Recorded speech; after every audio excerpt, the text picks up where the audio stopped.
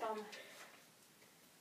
Κόκκινη κλωστή δεμένη, στην ανέμη τυλιγμένη, δώσ' της κλώτσα να γυρίσει, παραμύθι να αρχινήσει.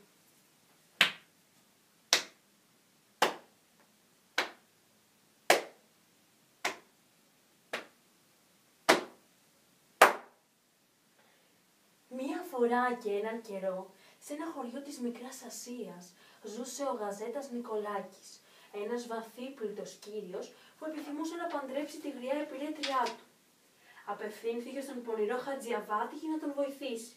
Εκείνος τον παρέπεμψε στο φτωχό και ανήπαντρο φίλο του, τον Καραγκιόζη.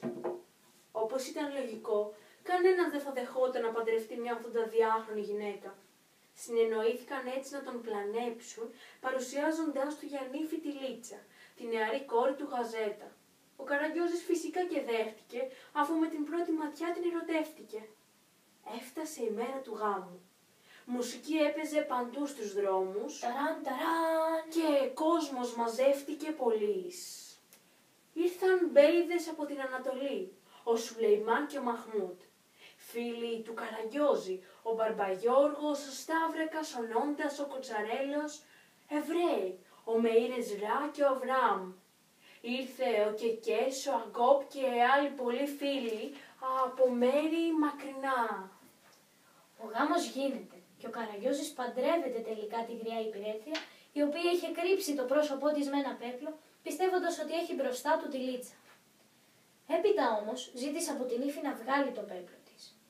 Με αυτόν τον τρόπο αποκαλύφθηκε η πραγματική της ταυτότητα. Ο Καραγκιόζης τρόμαξε και ζήτησε αμέσως εξηγήσεις από το Γαζέτα. Εκείνος του είπε πως ήθελε να αποκαταστήσει την υπηρετριά του και δεν έβρισκε διαφορετικό τρόπο από αυτόν. Ο Καραγκιόζης αρνήθηκε να πάρει τη γριά σπίτι και την πρίκα που του έδινε ο Γαζέτας, καθώς ήθελε μια γυναίκα που να την αγαπά και να τον αγαπά πραγματικά. Τουκ τουκ, τουκ τουκ. Και τότε συνέβη κάτι το εξωπραγματικό.